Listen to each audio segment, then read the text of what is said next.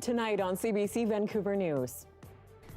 Most of the people, about 80% of these people, were people who lived in long-term care. Deadly weekend. COVID-19 kills an unprecedented number of people in BC. Also, the facts on the face of them obviously cause concern. They do to me, that's for sure. Unusable masks, catered meals, and pricey renovations. The health minister now orders a review of pandemic spending. And I just really felt loved and secure with her, and I really, really miss her. promising action to deal with rampant racism in BC's healthcare system. This is CBC Vancouver News.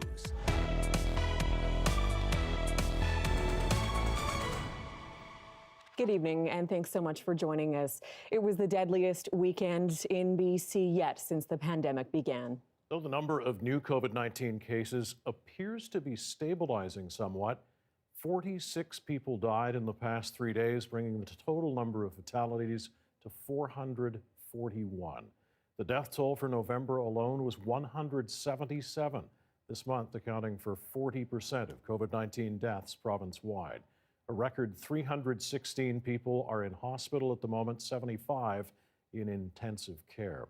There are an additional 5 healthcare facility outbreaks, now 62 in total. Active cases are also at an all-time high, approaching 8,900 now, and more than 1,100 people are currently under active public health monitoring.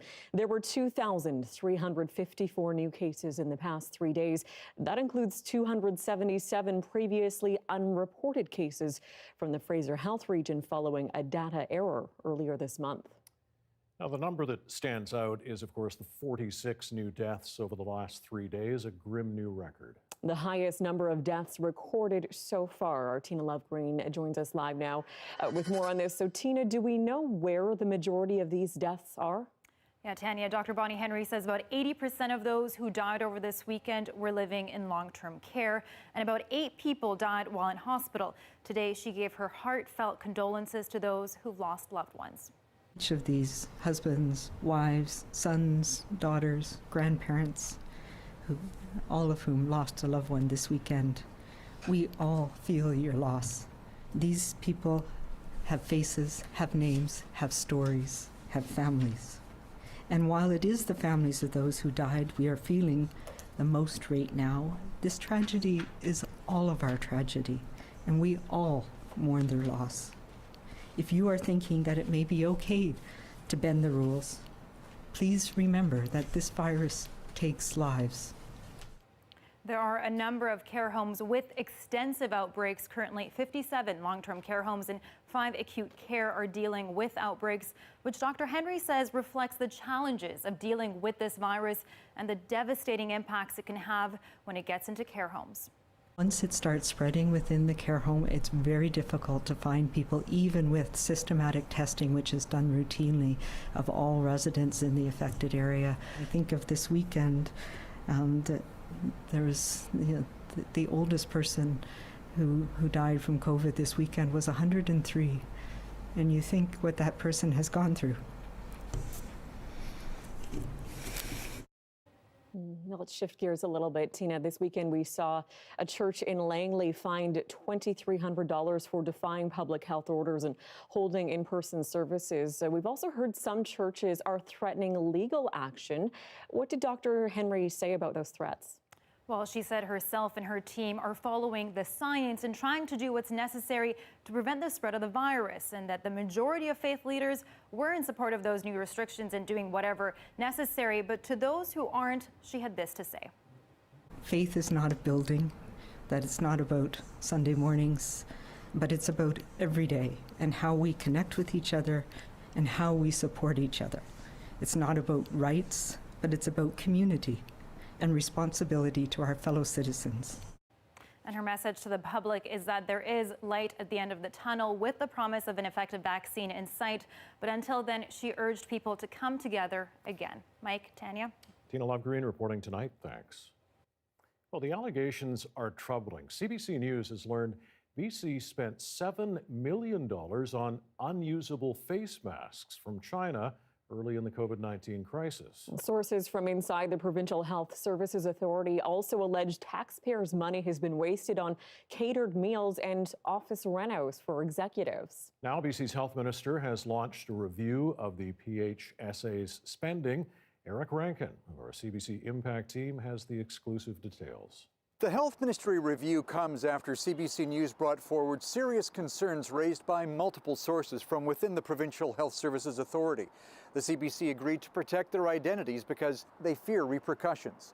The whistleblowers accuse the PHSA, the province's central health authority, of losing $7 million on the purchase of faulty face masks from China, wasting $400,000 on unneeded renovations to its executive offices, and squandering up to $40,000 on daily high-end catered meals for executives and their staff that included lemon ricotta berry crepes and steak niçoise salads. All this while frontline healthcare workers were stretching every tax dollar, barely getting meal breaks. Health Minister Adrian Dix has reacted swiftly to the claims, stating, "I appreciate these allegations raised to me. I've directed the Deputy Minister of Health to assess PHSA's decisions and conduct and provide advice and recommendations to me." The facts on the face of them obviously cause concern. They do to me, that's for sure. It's important that if things were inappropriate, that they be addressed. It's important that if there's a lack of accountability, that it be strengthened. For its part, the Health Authority has already provided its response to the Minister, confirming it unwittingly purchased unusable and counterfeit face masks from China through a Montreal supplier, wrote off $6.7 million, but won't pursue legal action to recover that money.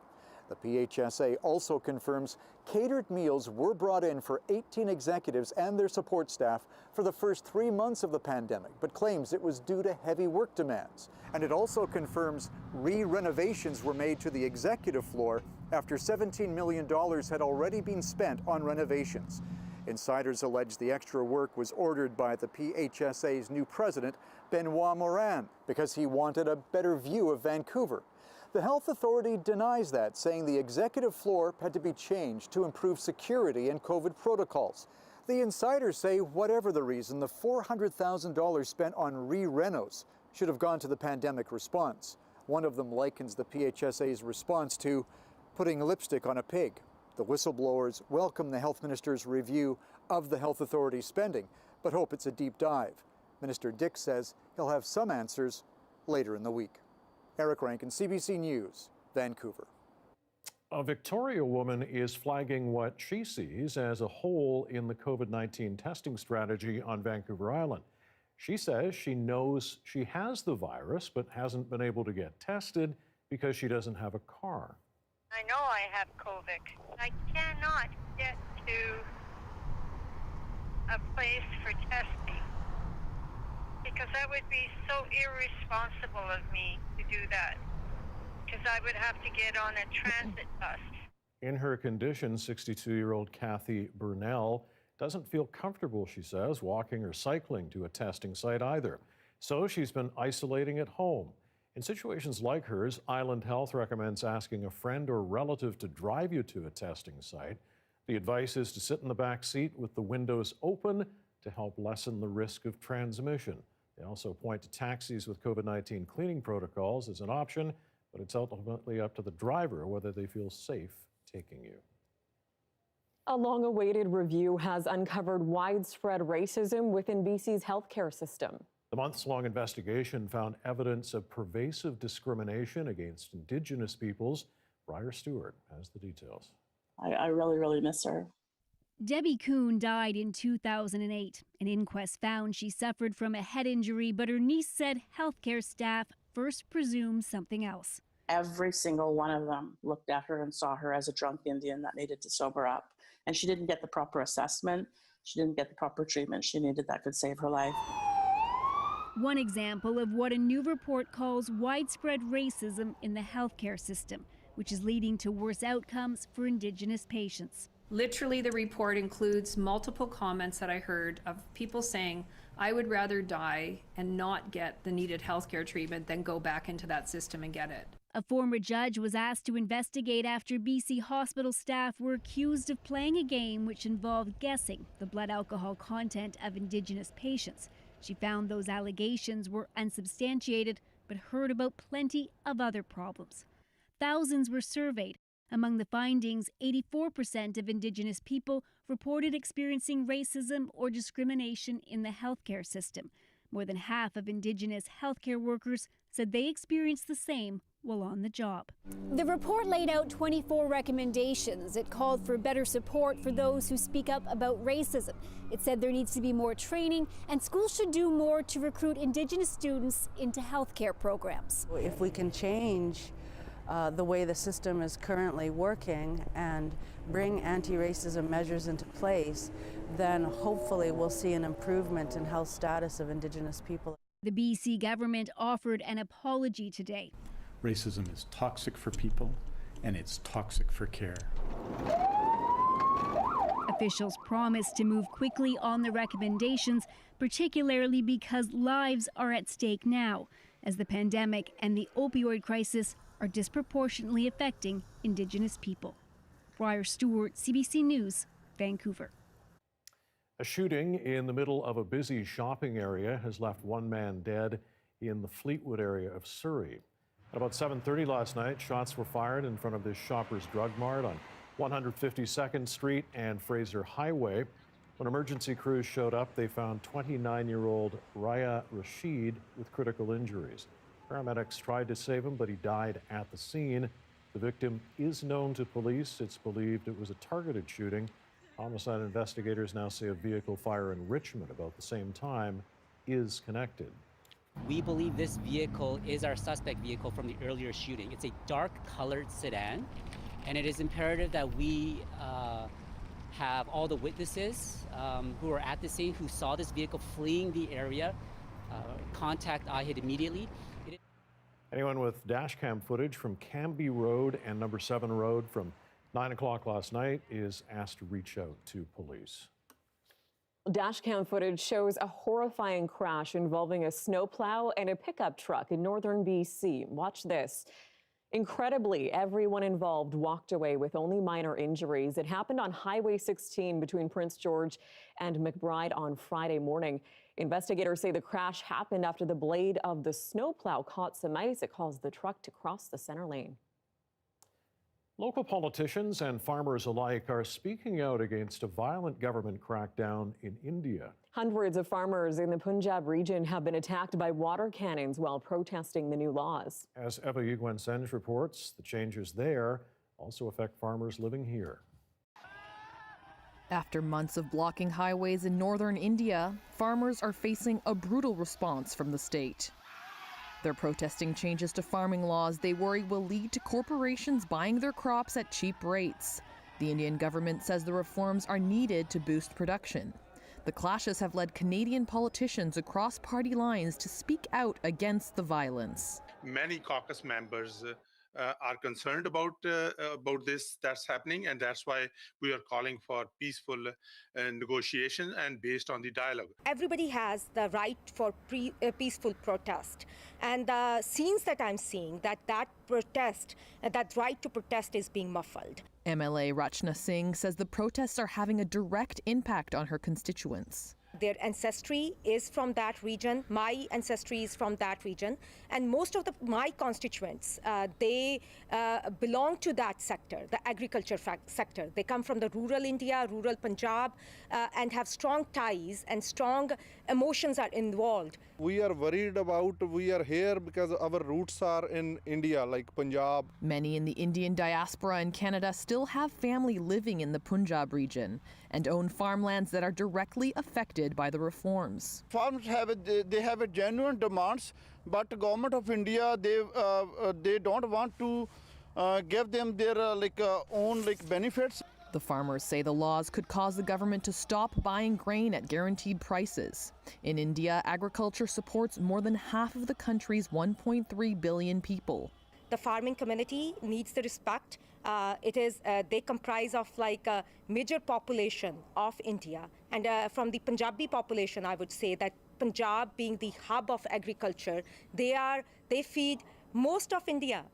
They bring food on a lot of people's tables. The protesters have continued to clash with police as they move their blockades closer to the capital of New Delhi, blocking national highways along the way. Eva Uguen-Senge, CBC News, Vancouver.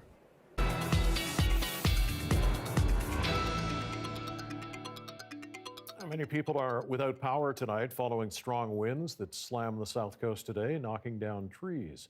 This was the scene on Commercial Drive this afternoon. At one point, the number of customers without electricity was roughly 20,000.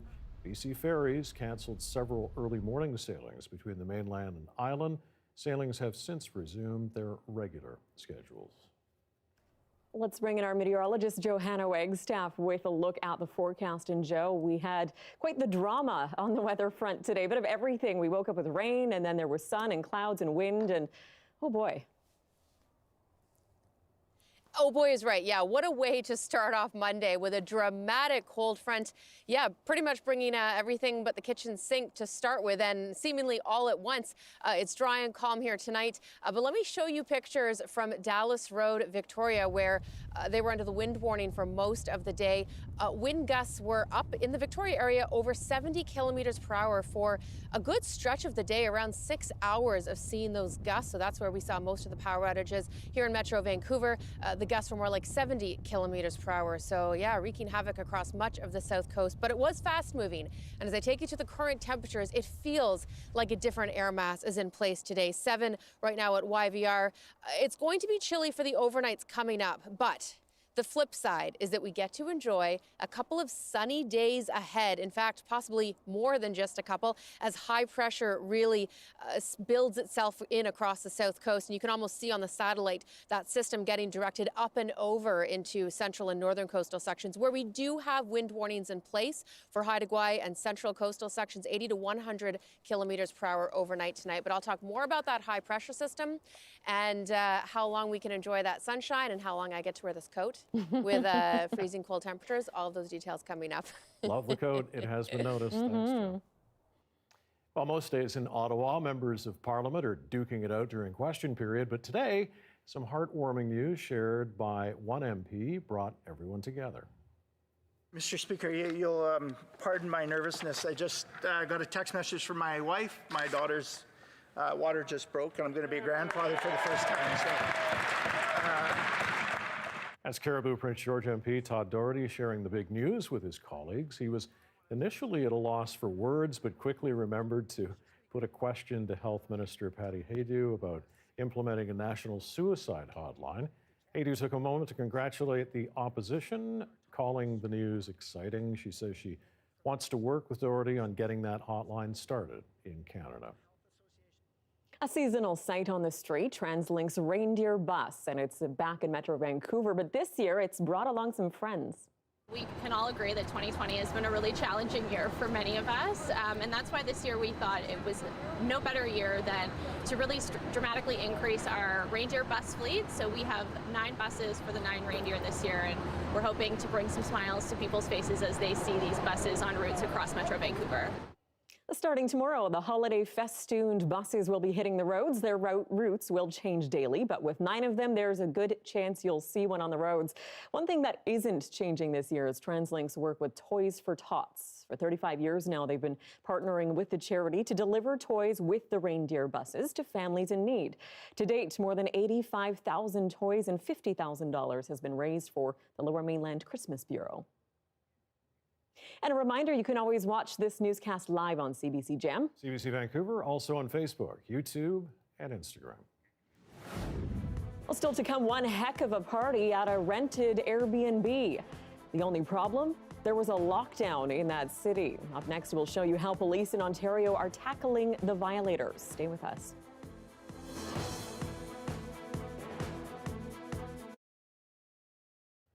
And thanks for being with us during our commercial-free live stream tonight. Well, plenty of Canadians use safety deposit boxes to store valuables. But 2 families have spent a lot of time fighting a big bank after it drilled open the locks on their safety deposit boxes and emptied them. As Rosa Marcatelli reports, the families say that years later, they are still missing their most valued possessions. It's the stuff of Hollywood movies. The bad guys break in and break open safety deposit boxes. But what if it wasn't the bad guys, but the bank that drilled the locks open and emptied them? I thought the bank wouldn't do that. Before Sheila Levy-Benchiton's father died, he told her he had cash and jewelry inside his safety deposit box, like the solid gold watch purchased in 1947 her mum is wearing here. But when Levy-Benchiton went to collect the valuables, she discovered TD Canada Trust had drilled the lock open and emptied the box years earlier. The bank said the only things of value inside were a few silver coins it gave her. The reason you have a safety deposit box is for specifically putting things in a very safe place and not to be tampered with. TD tells Go Public her safety deposit box was accidentally opened when the bank drilled the locks on 16,000 boxes across Canada to deal with the ones where rent was way overdue or keys were lost. It says the contents were set aside for safekeeping. But are they always?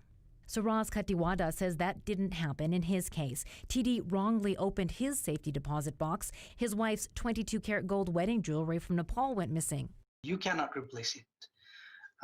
Once it is gone, it's gone. So why is it so complicated? Safety deposit boxes are largely unregulated by government, and the contents are not insured by banks. That can leave consumers at the mercy of the bank's rules, having to fight for compensation when things go missing. Experts say the government needs to change that. The banks should not be allowed to run safety deposit boxes as kind of a side business. Unlike the movies, this story has no ending. Katiwada eventually got compensation, but says it doesn't cover all his losses. Levy-Benchiton turned her settlement down for the same reason. She's now considering legal action. Rosa Marcatelli, CBC News, Go Public.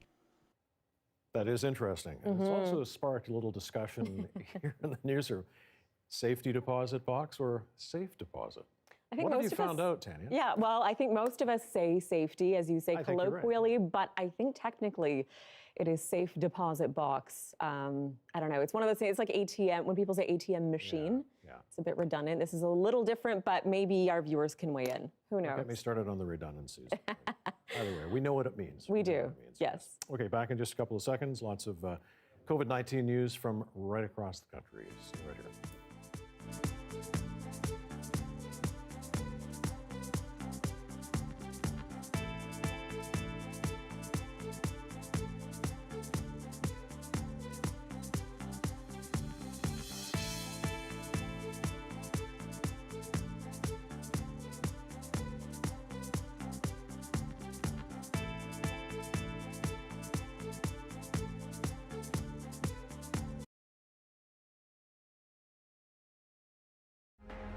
We were looking forward to seeing you at our open house, but things are different this year. Last year, we raised more than $1 million for local food banks across BC. We're not going to let 2020 stop us. It's great to see you. Especially at a time when the food banks need support the most. I'm so glad you asked. Join us online and on Radio 1 for CBC British Columbia's Food Bank Day on December 4th.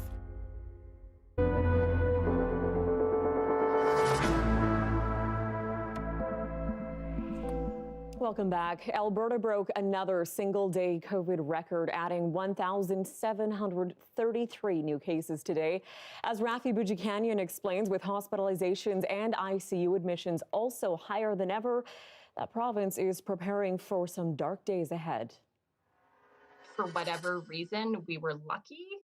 Talana Hargreaves' entire family caught COVID-19. They're almost fully recovered now, but there were some scary moments. My 11-year-old son commented that it felt like his bones were hollow. Hargreaves says they took all the precautions they could, but caught it anyway.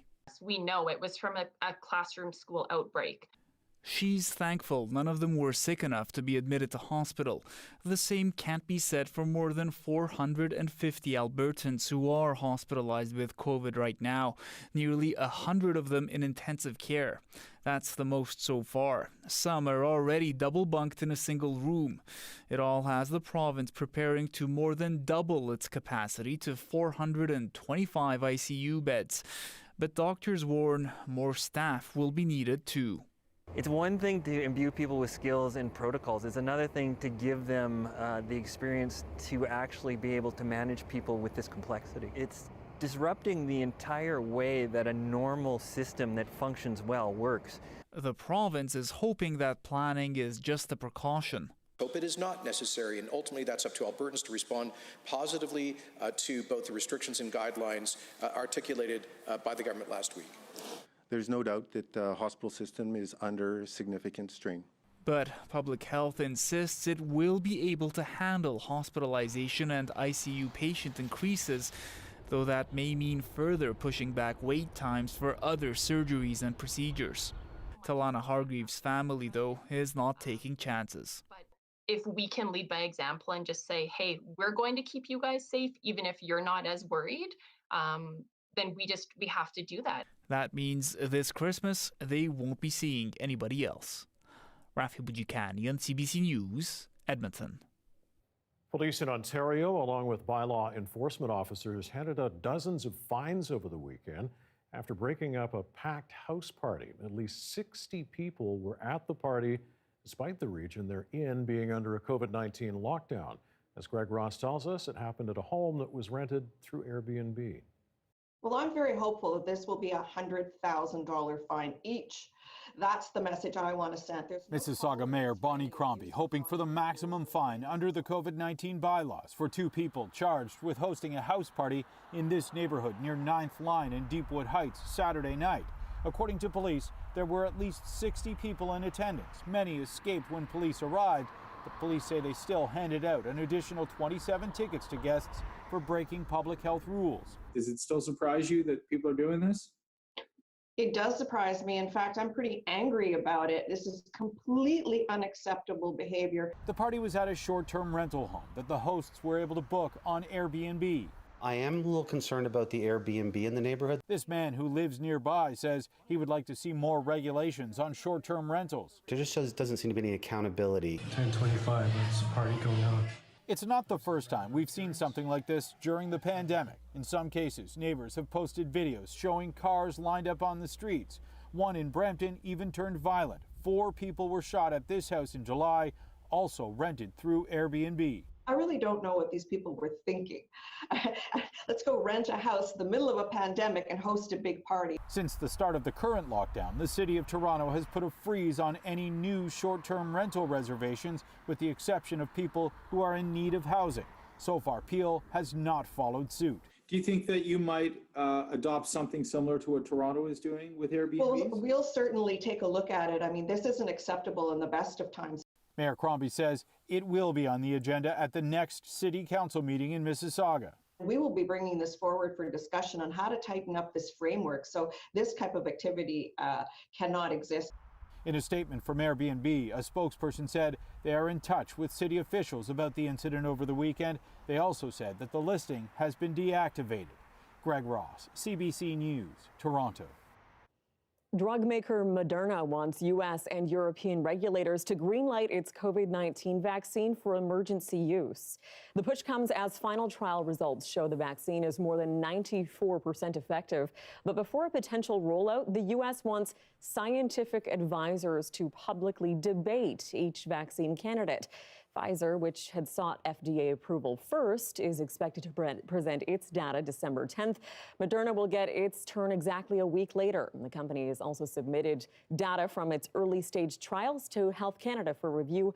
Ottawa has pre-ordered 20 million doses of Moderna vaccine, with an option to get 36 million more once it's approved here. Top U.S. infectious disease expert Anthony Fauci warns of a further COVID-19 surge on top of the current case surge in the weeks ahead. The concern follows a busy Thanksgiving weekend of travel, despite warnings from health experts. We're going to be respectful and polite, but we're not going to stay home and shiver in fear. Yeah. So I got to visit loved ones. Last week, between 800,000 and 1 million travelers passed through U.S. airport checkpoints every day. While that is fewer than half the daily numbers from last year, the figures don't reflect the urgent pleas from authorities to limit travel during the pandemic. The U.S. has now crossed 13.4 million cases, with more than 267,000 deaths from COVID-19.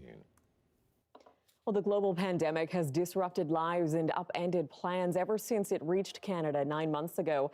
Now, with COVID-19 cases still growing and a tough winter ahead, more and more people and businesses are turning to the federal government for help and a plan. Well, today, the finance minister outlined the Liberal plan to steer the economy through and potentially beyond the ongoing health crisis. David Cochrane reports. The Deputy Prime Minister rises in the House to show Canadians the bill to date for the COVID emergency. 8 out of every $10 spent in Canada to fight the virus and support Canadians has been spent by the federal government. All of the spending and the revenue lost to the lockdowns means a staggering deficit of $381 billion. And the job still isn't done. This is the most severe challenge our country has faced since the Second World War. So new measures to help the hardest hit sectors. Another boost to the wage subsidy until at least March. Loans for tourism and hospitality. Direct support for arts and entertainment workers. Rent relief for airports and subsidies for small regional carriers. When the virus is under control and our economy is ready for new growth, we will deploy an ambitious stimulus package.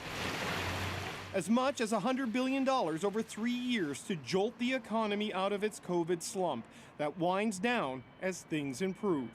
The support and investments outlined in this plan, including our stimulus, will foster a resilient and inclusive recovery. What's not there? A measure critical to that inclusive recovery. Significant movement on national child care. There is a secretariat to start planning, but the promise of national child care is once again pushed to the future. David Cochrane, CBC News, Ottawa. It's a plea to the public from a doctor on the front lines. We'll speak with the head of medicine at Royal Columbian Hospital, find out the situation on the ground and why they're sending an urgent message now. That's coming up right after the break.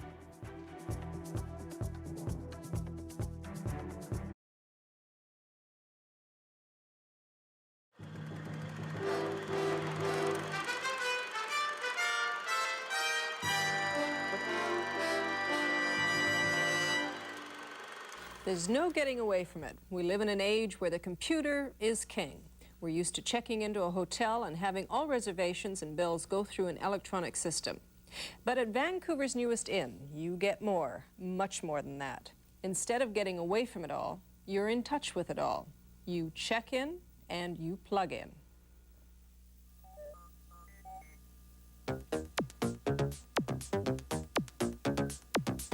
At the center of the changing heart of Vancouver is Granville Island, the latest in urban design.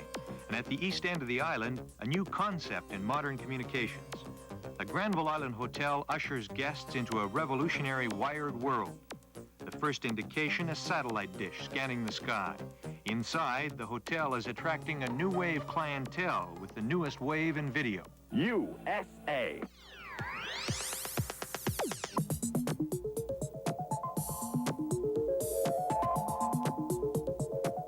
Multi-channel satellite reception is only the beginning. Upstairs in the rooms, guests are able to plug into the new electronic age for about the same price as another major hotel. Now, Jerry, say you were checking into this hotel for the first time. You can come in and decide if you want to watch television, or would you prefer to instantly go to your computer and... The system's designer is Frank Ogden. He calls himself a futurist. Now he's bringing the future to life. The 24-hour-a-day satellite sports network. ESPN's Friday sports lineups. If you've had enough of sports, you can then switch to the modern television network. Or you can select a movie by switching to home box office. You could give everybody in the hotel 100 channels, but there's a certain cost factor there that... At the moment, the dish only brings in 4 TV channels. But the most revolutionary feature is the computer terminal in some of the rooms. It lets you talk to the rest of the world. We went from here to Boston by a phone line and then by a satellite to London. And so we can find out anything you want to know about the Parliament, the House of Commons, the House of Lords, or anything of that nature. Now, say you wanted some other information, then we can just go to another database. So Here we have the national news, and we can select whatever we want from that, and that can be in the sports, finance, business, whatever you want, and all those selections come up in front of you. Now, it's not only London. We can give you the news from Norway or various places in Europe. I can give you the weather in Timbuktu or Afghanistan. You can get a breakdown of the financial news, or you can get specific quotes from stock markets, both in the Bourse in Paris, or you can get it the London market. How much would this cost for the amount of time that we've been on the machine? Oh, I'd say about 65 to 75 cents.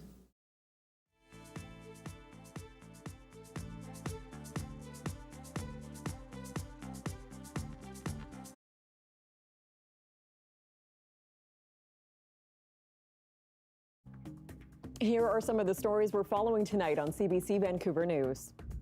If we can change the way the system is currently working and bring anti-racism measures into place, then hopefully we'll see an improvement in health status of Indigenous people across the country. An independent investigation finds widespread racism in BC's healthcare system. A months-long review reveals stereotyping and discrimination against Indigenous peoples. Nearly 9,000 people participated in the probe. The report weaves together first-hand accounts from patients, witnesses, and healthcare workers. It ends with 24 recommendations for change. The health minister has apologized and promised action. Actions which may be consistent with guidelines and everything else may cause concern. And BC's health minister has ordered an immediate review of alleged misspending by the Provincial Health Services Authority during the COVID-19 crisis. Whistleblowers accuse the PHSA of squandering $7 million on the purchase of unusable face masks from China. They allege hundreds of thousands of dollars were spent on unnecessary renovations to executive offices and tens of thousands of dollars on high-end catered meals for executives and their staff. This weekend, we had an additional 46 people who died from COVID-19 in British Columbia, which is the highest number we have ever had. And along with those 46 deaths over the weekend, Dr. Bonnie Henry is reporting 2,354 new cases of COVID-19. That includes 277 historical cases that were previously missed because of a data reporting error in the Fraser Health region. There are now a record number of 316 patients in hospital. 75 are in critical care, also the highest total to date. As COVID-19 cases rise, so too are the number of people in the hospital. The trends are pushing doctors now to publicly plead with British Columbians to take the health restrictions seriously. Joining us now is the head of medicine at Royal Columbian Hospital, Dr. Gerald DeRosa. So, Dr. DeRosa, first of all, explain why you think we're at such a critical point in our pandemic right now. Well, Tanya, I think that as COVID dragged on and people kind of got COVID fatigue, and we did a good job initially with the restrictions, the numbers went down, the weather was good, and I think people got a little bit less stringent with following with the criteria. I think as the weather got worse and people got kind of burnt out with the whole COVID thing, there were more gatherings, there were people less compliant with the restrictions, and so what we're seeing now is the after effects of those things with Thanksgiving and other family events and things like that. You talk about the after effects there. I mean, it's one thing for us to see the daily numbers in a press release, but give us a description of what it's like on the ground. What are you seeing in the hospitals right now that we can't see? Yeah, so I think we're just seeing that there's just more and more numbers coming into the hospital. We've had to make more space on hospital wards and intensive care units. We are frankly seeing people that are getting quite sick with it, people that are dying. And so for us in the hospital, and everyone, the doctors, the nurses, the managers, it's put a lot of pressure on the system. And, our concern is that if we don't turn this number around, that the pressure will rise more.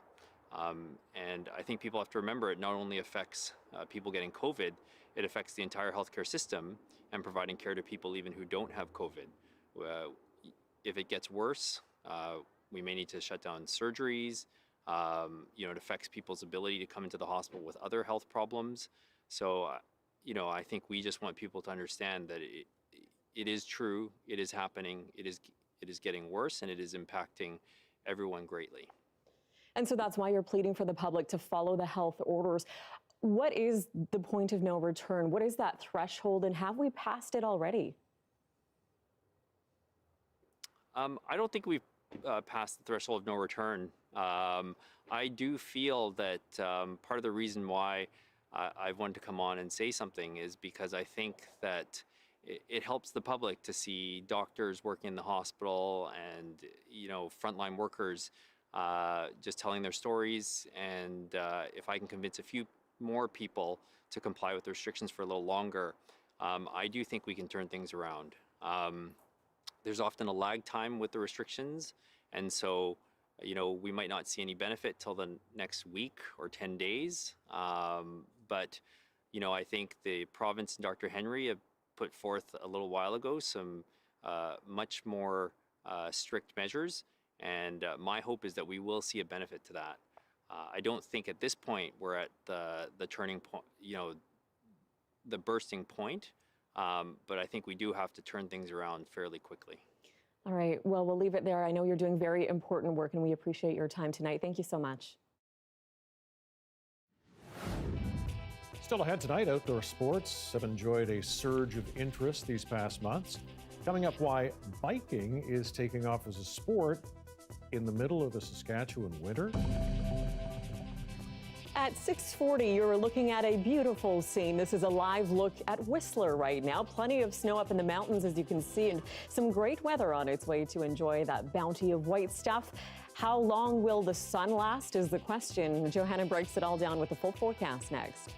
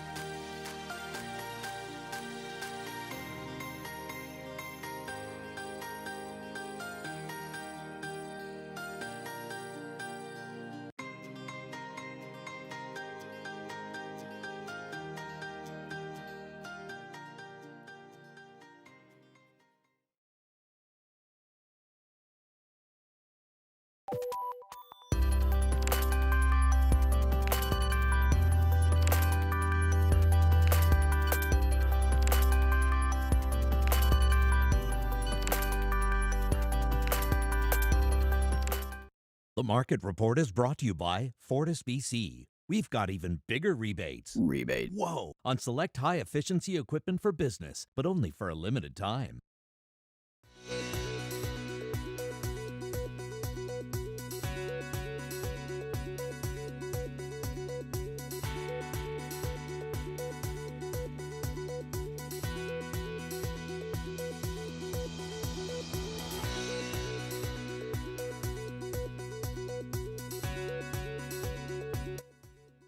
Let's bring you some international news now. A volcanic eruption has forced upwards of 3,000 people out of their homes in Indonesia.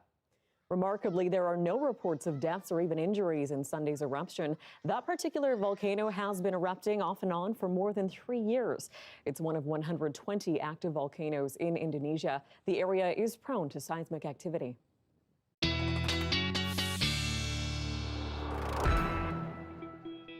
Johanna Wagstaffe back with the forecast now. There were a lot of, I would suggest, bad hair days today with all that wind out there. That's a fair suggestion, yes. There were some pretty good gusts and shifting winds, which always creates disturbances above and on heads. Yes, coming in from the southeast, those winds were before that front rolled through for a northerly component for the rest of the day. Let me show you the temperatures across the country. Now that we're in a new air mass here on the west coast, it is going to be a more stable air mass. 5 in Kelowna right now, -10 up towards Thompson, Manitoba, a 1 in through Toronto where rain is changing over to snow, and a 6 in Charlottetown. The Maritime's getting a good 100 millimeters of rain over the next couple of days. I have to show you this stunning picture out of Ladysmith this weekend. This is a roll cloud, quite a rare occurrence, becomes sort of detached from the leading edge of a front. It rolls upwards the opposite way to which it is moving forward. I haven't seen these out on the west coast, but great capture by Bob there. Beautiful with the sun setting. And that was with that system that continued to bring the rain through Sunday and into Monday morning before the cold front rolled through. Let me take you through our forecast here on the south coast. So let's start in this right about now, and you can see mainly clear skies through the overnight, some high cloud drifting in and out, stopping you tomorrow morning, and there is some morning fog that may develop across the strait, burning off quite quickly though, so taking you through the rest of tomorrow. Look at that, almost nothing but sun across the south coast. Right through to Tuesday overnight and into Wednesday morning, possibility of some fog developing once again. But I think we can keep this sunny, dry weather going through most of the week. Now, the only disturbance I'm watching is for Thursday. Here's the big picture. High pressure building and drifting slowly eastward. So that's allowing that stream of moisture to target northern coastal sections. And it is quite a stream as that high pressure shifts eastward. That will slowly encroach on our forecast zone. So there is a chance we'll see some cloud and possibly some showers Thursday night into Friday before high pressure redominates again. Not much as far as snowfall in the forecast. After what has been an incredible past couple of weeks for mountain snow, things are going to chill out, so to speak. We've got some cold overnight lows coming for most of the province, and that goes for our forecast. Look for our temperatures to drop down to the freezing mark the next couple of nights. I'll keep you posted on that Thursday rain, and then it looks like we get the sun again through to next weekend. We've been waiting for this stretch, and it's finally here. We haven't. I'm still thinking about that photo of the pastry-looking roll cloud. That made me hungry for some reason. But anyway, thanks, Joe. You're welcome. Well, it's not officially winter for another month or so yet, but people across Saskatchewan already seem to be flocking to a fun winter activity. Yes, people riding around on fat tire bikes for years isn't a new phenomenon, but as the CBC's Ethan Williams explains, the pandemic is paving a resurgence in the bike's popularity. Like many people out there, Jason Williams found his winter plans interrupted this year. I used to play volleyball and basketball on some teams, and all of those have kind of folded and fallen apart this winter. So I was just looking for something to do to keep me active. And his activity of choice? Fat biking. It's like regular biking, but the wheels on fat bikes are thicker to navigate snow and ice. And Williams has made good use of his bike in the month that he's had it, riding it each day to work. He likes that it gets him off the couch and is as easy as, well, riding a bike. And he's not alone. Freddie Vandelenden co-owns Dutch Cycle. He says sales of fat bikes have been slow in recent years, but this year, The store is completely out of stock. He thinks the snowstorm earlier this month gave sales a good start, and the pandemic has kept sales going. I think it speaks to mental health and the ability to absorb some fresh air and get your endorphins going. It's an attraction. I think we all need something good in the day as opposed to what we have right now. The demand is so high, Van de Linden is already trying to get fat bikes ordered for 2022. So if you're wanting to purchase a fat bike, Freddie Van de Linden says, act fast. If somebody wants to buy a fat bike, they should have a deposit down somewhere right now or be sending one, because merchandise is evaporating faster than it's being replaced, and declaring want and paying are two different things. Meanwhile, it's happy trails for those who snagged one just in time. Ethan Williams, CBC News, Regina. Still ahead, it's a bit of a sad day here at CBC Vancouver with 3 newsroom icons retiring. We pay tribute to Deborah Goebel, Eric Rankin, and Manjula DeFrance right after the break.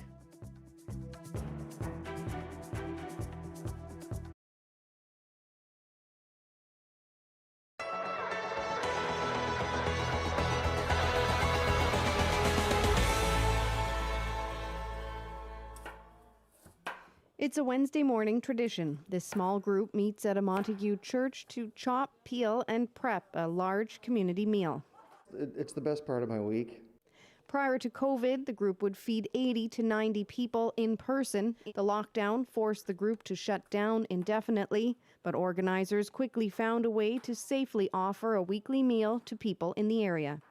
We still want to make sure that people have that, have that feeling of community, that there is somebody there for them and it isn't somewhere else, that we're here for them kind of thing. So. The meal is now takeout, served in these compostable containers for people to enjoy at home. Masks are worn and hand sanitizer is used, and people come in one door and out the other. But the end result is the same. One meal a week that people don't need to pay for or prepare themselves. It saddens us that so many people rely on something like this.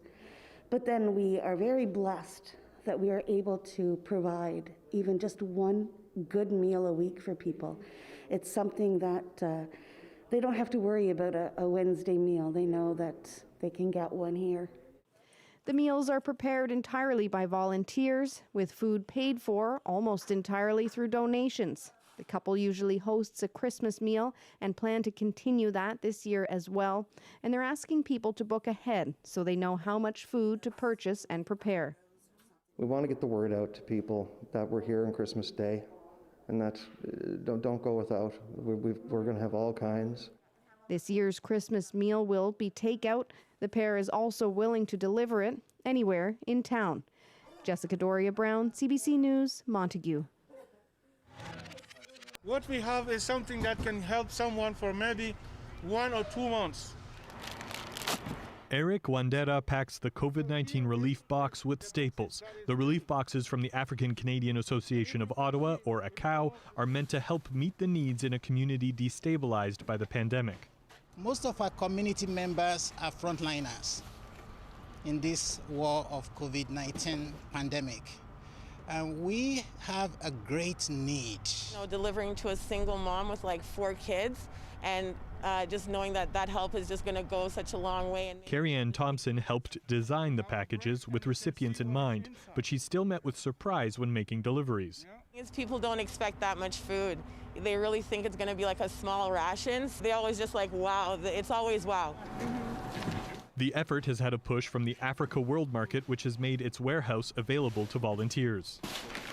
The program has uncovered a large need in all corners of the city, and requests are still coming in.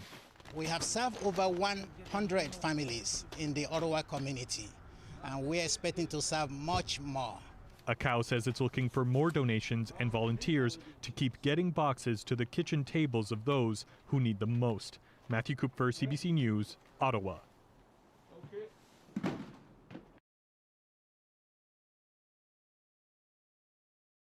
CBC British Columbia's Food Bank Day is going to look a bit different this year. but it's still in support of an important cause, local food banks across BC. Join us online and on Radio 1, December 4th.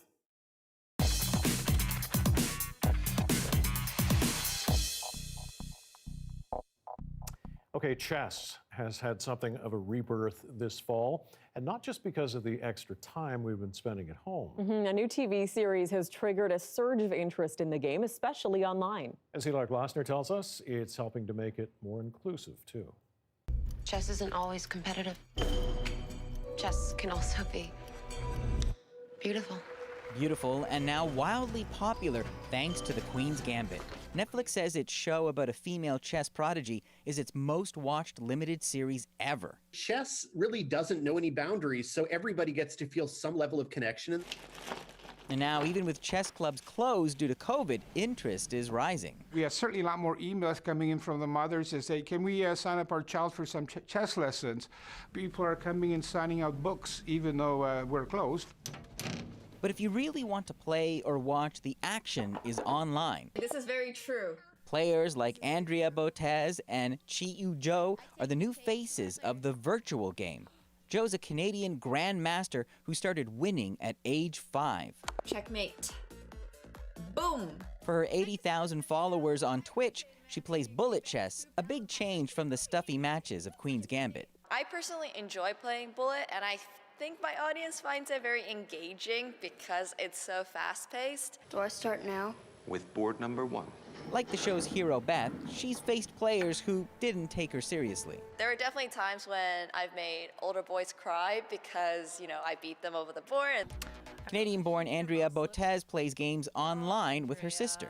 Come on. She loves Queen's Gambit, but can't help critiquing some of the play. Sometimes it's a little bit silly because the top players in the world are missing a 3-move calculation that's a simple fork, and in my head I'm like, come on, sixth graders are learning this in their chess club. She too has faced her share of sexism, but it only makes her stronger. As soon as you can tell they're underestimating you, that's when you put all your focus in the game, and that's the most determined I am to beat them. It's your game.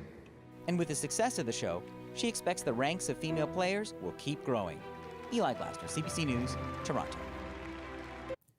Well, we both watched this series, didn't we? Excellent stuff. Queen's there. Gambit? Yeah. No, I haven't even. No, What? haven't. No. Mike, No. you got to get on it. I know that's what Great everybody show. says. Yes. You got to watch it. Yeah. But in the meantime, we're going to end on a personal note here. It's a bittersweet day for us here at CBC Vancouver as we say goodbye to 3 longtime colleagues, legendary reporters Eric Rankin and Deborah Goebel, and powerhouse producer Manjula Dufresne, all retiring. Yeah, these 3 have contributed to some of the biggest local, national, and international stories during their time here at CBC. Here's a look back at some of their contributions to the craft and our lives. First Journal correspondent Eric Rankin, who is now in Baghdad. If this is a game of chicken, Iraq is heading straight into the headlights of the oncoming U.S. and UN forces. CBC's Deborah Goebel has the details. Fairview Technology Center had provided a forum for racist and white supremacist groups. For more than a century, other close calls were averted by the men and women who watched and warned from the lighthouse. That means the business spin-offs from Expo could once again turn into tailspin. Reopening old files, health officials find the virus was around in Alberta as far back as 1990. Canada has become particularly popular with same-sex Americans who wish to marry. CBC News repeatedly asked the church for reaction, but the INC's lawyer says the church won't comment. It is now a civil offense to hang around in a business area from 7 in the morning until 9 at night. But times changed and so did the rules. The question now, though, is who determines what's acceptable in the workplace today? Manjula Viswasan, CBC News, Williams Lake. Deborah Goebel, CBC News, Surrey. Eric Rankin, CBC News, Vancouver.